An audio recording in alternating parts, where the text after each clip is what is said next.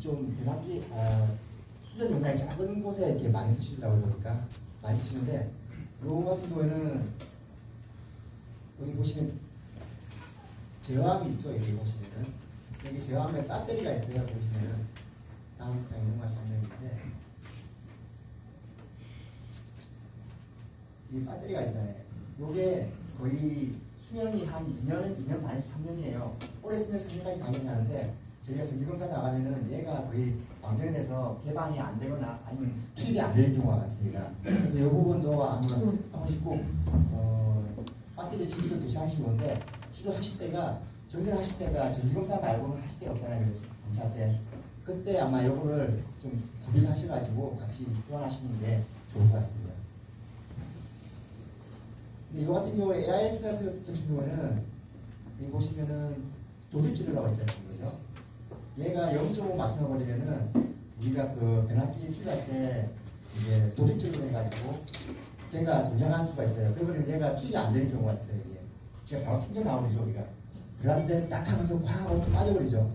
그런 경우에는 요 레바를 1세크로만 좀 올리시면은 바로 투입이 가능할 수 있으니까 그렇게 하시면 될 것 같아요. 근데 이제 제가 예전에 한번 경험했던 건데 성남 가나는 아니었고 광주에서 이제 제가 검사를 갔는데 요 아파트 이닛 개폐기는 LDS였어요. 근데 한전철로에 있는 고장 이 부분 개폐기가 이 AS 하이거든요. 그러다 보니까 그 아파트가 변압기 용량이 크지 않았어요. 않았는데 불구하고 이 도립처리 때문에 한전철로가 개방이 되는 거예요.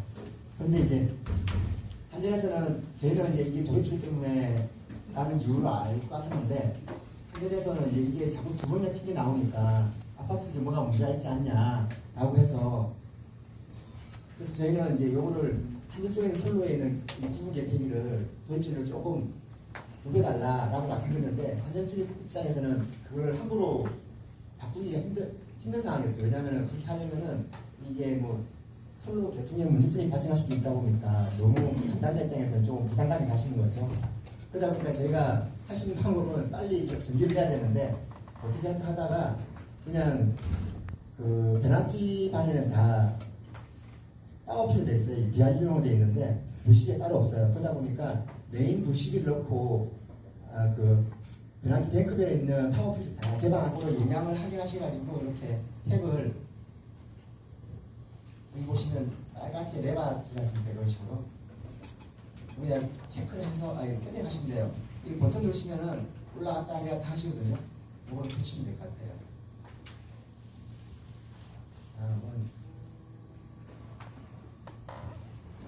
이제 제일 중요한 게 어떻게 보면은 우리 그 수저실 제일 중요한 게 변압기지 않습니까? 변압기에서 사고가 나는 경우 이제 크게 사고가 나게 되면은 거의 정전이죠, 그죠? 근데 우리가 그 얘가 왜 정전되는지 왜냐하면 잘 모르는 경우가 많아요. 어떻게 되냐면은 정전돼서 일단은 전기가 끊겨버리니까 배터리가 팡 하고 돌아버리고 담당자 입장에서는 갑자기 잘 쓰고 있는 전기가 끊겨버리고 전기가 나가버리고 배터리가 돌고 시작하니까 정신이 없는 거죠 이게. 그러다 보니까 무엇 때문에 전기가 나가지 못하다 보니까 우왕좌왕하는 경우가 많아요. 그런 경우에 이제 저희가 그 12반에 가시면은 이런 계절기가 있지 않습니까? 이렇게 그런 게 있어요. 여기 보시면은 이 램프가 이렇게 쭉 있습니다. OCR, EPR, OPR 이렇게 쭉 세팅가 있는데 여기 들어오는 램프를 꼭 확인하셔야 될 것 같아요. 확인하셔가지고 어떤 요소가 떴는지를 확인하시고 그 다음에 점검을 들어가셔야 될 것 같아요. 무작정 이제 정리됐으니까 이거 뭐 저거 하고 할 시간이 없을 것 같아요. 제 생각은. 근데 이제 이것보다 제일 중요한 건 뭐냐면은 배터리가 돌았을 때에 그 비상부하에 전원이 잘 공급되고 있는지를 확인하면 하셔야 될 것 같아요. 그러니까 간혹가다가 이제 발전기가 돌고 ATS가 넘어가는 경우가 정상적으로 잘 넘어가면 좋은데 ATS가 이제 정전이 거의 안 되다 보니까 ATS가 정기적으로는 작동을 시키지만 어떻게 되면 주 목적은 기계적으로 접점이 붙느냐 안 붙느냐 차이기 때문에 그 기계적 접점이 안 들어가는 경우가 있어요. 이게 그러다 보면은 어떤 경우는 아예 ATS가 안 들어가서 비상부하가 공급이 안 되는 경우도 있고 어떤 경우는 세상 중에 뭐 한 쌍이 빠져버린다거나 두 쌍이 빠져버린다거나 그런 경우가 있어요. 그래버리면은 아예 안 들어가는 것보다 더 심한 경우가 발생하는 거죠. 한 쌍이 빠져버리면은 각 두 아이에 이제 전압이 언밸런스하게 들어가다 보니까 부하에 이제 어떤 전압 불균형 때문에 화재 사고도 발생할 수 있기 때문에 꼭 그거를 먼저 확인하셔야 될 것 같아요. 그러니까 ATS가 넘어가고 그 비상부하 전압이 정상적으로 공급되고 있는지를 꼭 한번 확인하셔야 될 것 같아요.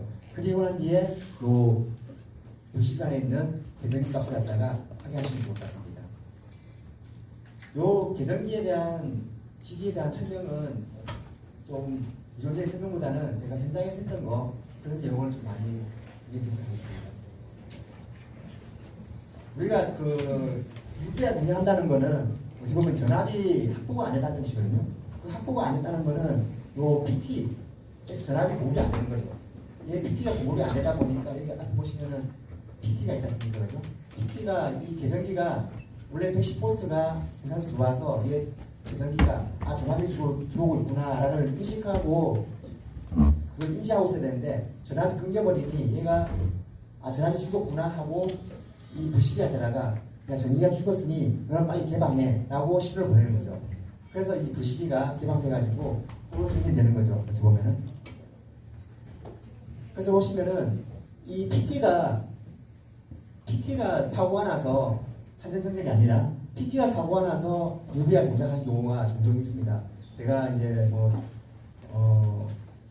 고충 사고 사례 해가지고 제 본사에서 연락이 오면은 제가 가끔가다 나가는 경우도 있는데 보면은 PT가 이렇게 파손이 돼서 파워가 이제 개방된 경우도 있어요. 파워 개방된다기보다는 아예 용단돼서 끊어져 버린 경우죠. 그런 경우에 이제 얘가 이제 동작을 해서 UV에 동작하는 거죠. 차라리 그런 경우는 이제 저희가 신속하게 할 수 있는 거는 PT를 요거를 안 거치고 바로 그냥 부시기로 여기를 끊어버리고 부시기로 인가해서 넣는 수밖에 없죠. 그렇게 해가지고 빨리 복전하는 수밖에 없습니다. 그때는. 다음은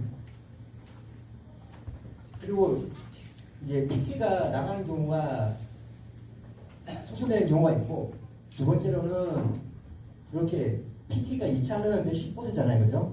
110V다 보니까 이 다이제 퓨즈가 이제 110V를 이제 커버하는 거죠. 2차를 내가 보하는 퓨즈인데 얘가 이제 이렇게 보시면 얘가 정상적인 거고 얘가 터진 거예요. 어떻게 보면은 이렇게 여기가 터져버려서 이 110V가 계정기 쪽으로 전소수가 안 들어가서 이제 부시기가 동작하는 경우도 있어요.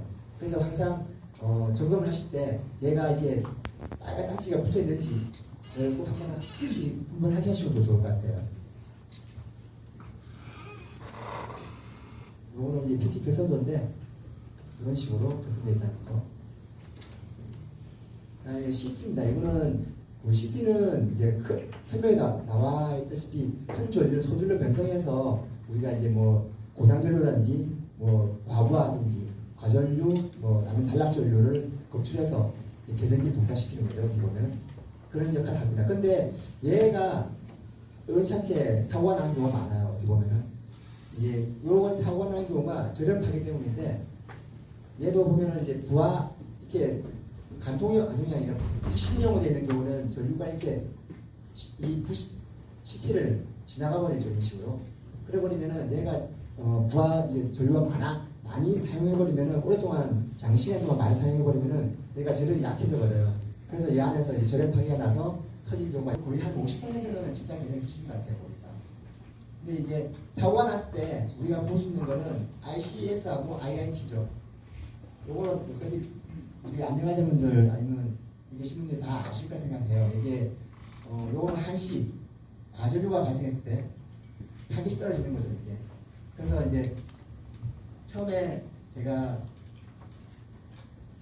말씀드렸던 이 기가계들 같은 경우는 램프가 이제 여기 들어오니까 OCR 램프 들어오니까 이거 동작했구나 라고 알 수 있지만은 이런 리드용 같은 경우는 좀 확인하기 힘드시죠. 잘 이런 같은 경우. 그래서 보면은 이 사고가 나면은 여기 ICS에 있는 레바가 이게 툭 떨어져요. 이게 혓바닥처럼 툭 떨어지고 아니면 단락이 나서 수시전류가 떨어지면은 이 IIT가 툭 떨어져 버려요. 이런 식으로. 근데 이제 일반적으로 우리가 여름철이나 아니면 겨울철에 전기 많이 쓰실 때 과부하가 발생하면은 요 타겟이 떨어지죠. 근데 변압기에 단락 사고라든지 지장이 나버리면은 요 IIT 순식간에 떨어져 버려요. 그래서 요걸 내용을 보시고 단락이 났는지 아니면 과부하 때문인지를 알 수 있는 거죠. 만약에 얘만 떨어졌는 얘가 공장에서 떨어졌으면은 과부하 때문에 그렇구나 해서 좀 이제 입주민들한테 안내방송 하셔가지고 좀 전기를 조금 낮춰야 된다 방향을 말씀하셔야겠죠. 그렇게 하시고 이 레바를 여기 보시면은 요 외함에 보시면은 이 레바 또 올리는 게 있어요. 이렇게 그거를 올리시면 얘가 다시 리셋되거든요. 그때 다시 몇십일 넣으시면 될 겁니다.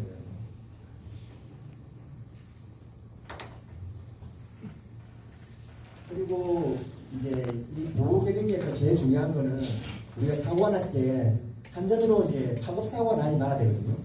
이제 한전에서 어떻게 보면 변전실의 변전소에서 각 희다별로 이렇게 뭐 야타 변전소라든지 뭐 전자 그쪽으로 삼성 변전소라든지 이쪽으로 해가지고 다 희다별로 다 보호 계정이 세팅되어 있어요. 근데 그 보호 계정기보다 이 한시탭 우리 수용가 있는 그 계정기 세팅 값이 더 낮은 이상된 아파트들은 VCB가 거의 잘 안 나기 때문에 그냥 쭉 쓰시는 거죠, 어떻게 보면. 근데 이렇게 VCB 안에 진공도가 다 진공 상태거든요. 진공도가 빠져버린다든지 해버리면은 그 안에서 저렴 발견 안 하는 수가 있죠. 그래버리면은 사고가 나서 차단기가 개방되게 되는 경우도 있고.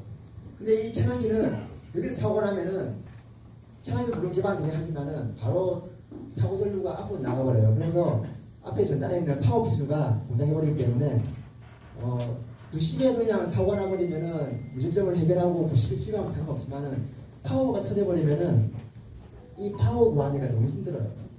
뭐 어디 뭐 상가 제품 구하기 위해서 전기 상가에다가 얘기해가지고 빨리 부탁해도 1시간, 2시간 키로 받아도 1시간, 2시간이거든요. 그런 경우가 문제 생기기 때문에 요런 이제 VCB 쪽에서 문제가 생길 수 있는 요지를 생각하시고 한번 보셔야 되는 거죠, 어떻게 보면.